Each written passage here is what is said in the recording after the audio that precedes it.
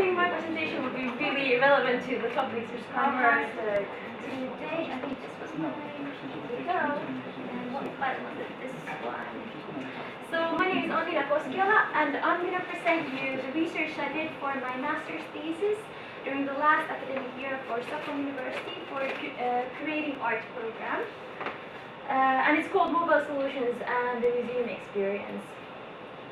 So just to clarify, with mobile solution, I mean both mobile apps and then mobile websites, such as those functioning with QR codes or whatever mobile material museums have produced that is meant to be used during the museum visit.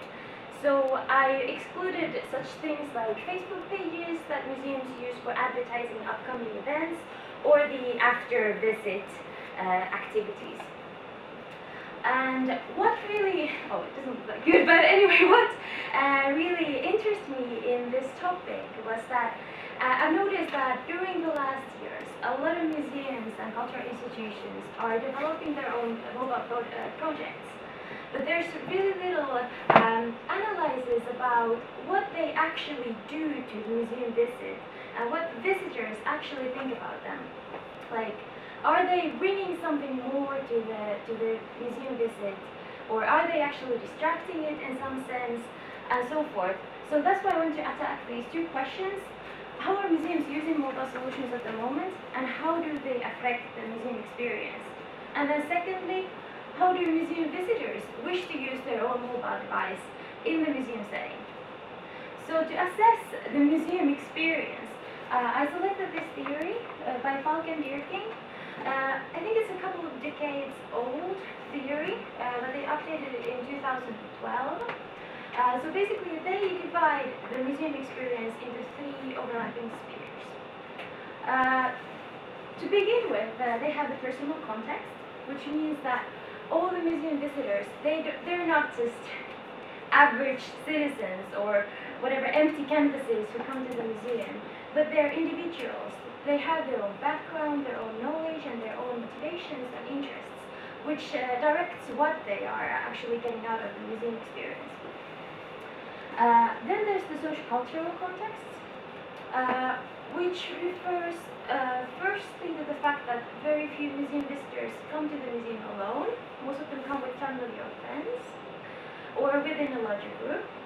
And then also the other people who are in the museum affect very much the experience they're getting out of it. Like yesterday, some of the keynote speakers mentioned the operational learning, how people are learning from when they're watching other people do activities. And also the social-cultural background of the person affects how they're experiencing the museum. And then there's the physical context, which is the one that the museum can most easily affect. And that's basically the architecture of the museum and the exhibition setting, but also such very practical issues, such as is there seating available, are there toilets, and how easy it is to find your way around in the museum. So I used this theory to analyze these mobile solutions that museums have been working with. So here's a typical example of what sort of mobile projects museums have been doing. This one is from the National Museum of Finland. They had this exhibition a year ago, actually, I think the date's there. But typically they just have a lot of text and images. For museums, a mobile website is a way to take the text away from the museum walls and put them in a digital sphere so that the exhibition looks a bit more aesthetically pleasing, and you can cater from more languages. Some of these function with QR codes, like there's a QR code next to the item and you just scan it. This one functions with buttons. These were actually buttons, and the numbers corresponded with the exhibition objects. But projects like this, based on the theory I just presented, they don't really touch on that many spheres. There's nothing really personal about this. There's nothing social about this. The only physical you can see in this project is the act of pressing the buttons, which is a bit. But to find out some more successful, or how should I say it, some projects that actually touch on these spheres, I selected other case studies from Finland. I selected Finland as an area of interest because I was located in Finland, and because Finland has been at the forefront of mobile development, so I was interested in seeing what they're doing there. So for the physical aspect, I selected this project. A lot of these projects touch on many spheres, but just to clarify, because of the time, I just selected one project for each field. So this was a project by Tampere Art Museum. They use an app called City Nomadi, where you can make your own routes around cities. So this is a route that has 10 statues of female of women in the city. And it uses your GPS coordinates to guide you around in the city, and at each of the stops there's more information about the statue. There's like old photographs, this is information about the artwork, and then there's more stories, such as news articles or whatever that has the artwork mentioned in it. So this tour is really physical. Even though it's produced by the museum, it takes you outside to the city to walk around. The weather is of course a big factor. When I was trying this, it was a really beautiful day. The sun was shining, the birds were singing, and this app guided you through the city. I had never been to Tampere before, and it's a really long route that it's taking you around. One of the stops is actually in a graveyard, which is a place that you wouldn't go otherwise. So the app actually gave me courage to go there and pointed out that there could be something interesting there as well. On a negative aspect, you could of course say that the tour is quite long. If you have walking disabilities, you won't be able to walk all of this around. There's quite heavy traffic at parts, so it might be a bit dangerous as well. And unfortunately, they're not using audio, because I see that it could be really fitting for this type of project, but maybe that's something we can add later. And here's a little snapshot of what it looks like when you're at the stop. And then for the personal aspect, I selected this project, which is an augmented reality game at an outdoors museum. This project will be presented after the coffee break in room number 5. I recommend you go listen to it. It's really interesting.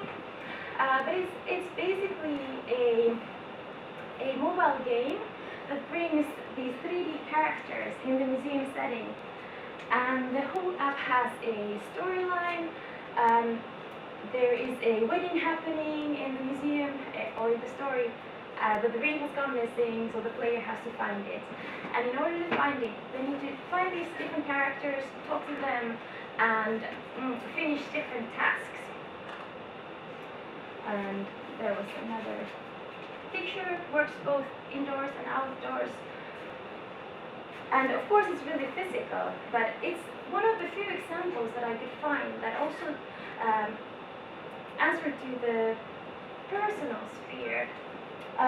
This game was one of the only apps that had a very specific target audience, between 20 and 30-year-olds. Also, it will be particularly interesting for those visitors who are avid game players in their normal life as well. And this was the only project that allows you to personalize the experience a bit by selecting at the beginning of the game if you want to be a male or a female character. And it affects the storyline a bit and how the characters respond to you when you're talking with them. And then the third sphere, the social aspect. This is a really interesting project by the Helsinki City Museum. It's called Mad About Helsinki. And it's a website that works like TripAdvisor. It's about your favorite locations in the city of Helsinki. So the museum visitors who can visit this website both at the museum or from their home, they can browse these different categories such as beach and food, marketplaces, and they can get recommendations from the locals about places that are worth seeing. So it's really good for the tourists who want to see, hear from the locals what's worth seeing. And it's also really good for the locals who have memories and personal experiences that they want to share with others. Because you can send your own pictures there, you can write your comments, and here you can see a little story that was been written by one of the actual visitors on the site. The person remembers from the 60s how they were selling lilies of the valley on the market. And that's sort of little snippets are really interesting for the other visitors to read as well. It's also an interesting project in the sense that it allows for participation by different steps. I'm really interested in Nina Simon's writings about participation, and she talks about this participation by steps, that not everybody is willing to participate in the exhibition by writing their own comments or sending their own pictures, but they still might want to participate by taking some smaller steps. And here it's possible by rating these sites. You can give them hearts. If you don't have any memories that you could write, you can still make a little effect on the solution. And you can also share it on Facebook and Twitter. And you can get the GPS coordinates if you want to go visit the site. Yes. And I also did a visitor survey about how they would want to use their mobile solution in the exhibition and how that contrasts with the museum experience here. But I think I won't have time to show you all these beautiful slides, so I'll just go to the last one. So I interviewed 79 people at the National Museum of Helsinki, and I analyzed their answers, and you can see that all of these spheres are important for the visitor when they're deciding on if they want to use a mobile solution or not. Like from the physical aspect, there needs to be a function for the mobile solution. Like if the exhibition is full of texts and then there's an app as well, they need to know how can they use it and what do they need it for, like what extra does it give me. Having a personal interest in the topic and in the exhibited objects is really important. And then the social aspect as well. Like many of them said that I would use mobile solutions if I didn't have my children with me, or if I wasn't here with my friend, or if we can use it together. In some sense. So, I guess I'll finish up. Thank you. A couple minutes for any question. I think you did a wonderful presentation. So any questions from the audience? Yes, please. Your point, visual versus auditory reference, that's kind of surprising because you would think people are watching things in the museum and they like to listen. Yes, actually, I can show you that slide quickly. Now you have chips. Because when I asked them if they want to have text, almost everybody said yes. Same with pictures. But when I asked about audio, 1/3 of them said that no, we're definitely not interested in audio information, because they're afraid that they will be forced on a specific route. Because a lot of the very traditional audio guides are such that they have a predetermined path installed in them, and you have to follow that. So some of them are worried that they don't want to do that, they want to explore on their own, and others just don't like listening, like myself. I would think that it's too long, and I want to read, because then I can select the information that I want to get. Yes. The question on the Helsinki guide, do you also have the possibility that I can collect, or that it tracks me, or I can collect my favorites, and after that I have a memory of my visit? No. Because you talked about step-by-step participation, and we did a lot of projects not only with museums but also with cities and outdoor environments, where we had something very similar to what you showed, though the user interface design was better. But just kidding. We had a great acceptance of collecting the favorites. Yeah. And then they get My Day in Helsinki, and then the day after that they get a kind of a microsite which they can share on Facebook, via email, Twitter, and so on, of their day, so they can remember and they can go back to places and things like this. Yeah. But there is nothing like this in There wasn't that sort of feature included, because this was, I think this was one of their first mobile projects, so So this was just the beginning, and they had a limited budget. So this was all the features they could do right now. But they were interested in doing more, like having a Google Maps where you could more to all these locations and such things. But they didn't have that now. And less technical question, was it a web app or a native app? It's a website. It's not an app at all. I see. Yeah, so really have to understand the mobile web and mobile app. It's really a two different concept when you apply the technology. I just want to add there's another one in Atlanta, the High Art Museum, if you notice. Last year they launched this mobile thing. And then the social aspect, it's just so much fun. Like you said, Nina done a lot of the layer and layer participation. So people don't want to write a comment. They don't want to be known that I'm an art museum, right? But they can add a little bit, a smiley face, or they can vote. And then it's so real time. So when you're in the environment, you can see how many people voted on this picture, or you can make some comment to suddenly make you feel that you have company, though you don't know this person. But through this mobile experience, you know somebody is making the similar comments or different comments, but somebody is there reacting to what they're experiencing. So that's another way of the social aspect through the mobile experience. Yes, please. I was also thinking about the auditive thing, that maybe if you go in pairs, for example, with your partner to a museum, you might talk with him or her about your experiences, and then maybe the auditory audio guide might disturb you, and I think nobody focused on that yet. And the second thing might be like, the navigation system. Sometimes they provide voices I don't like. Oh.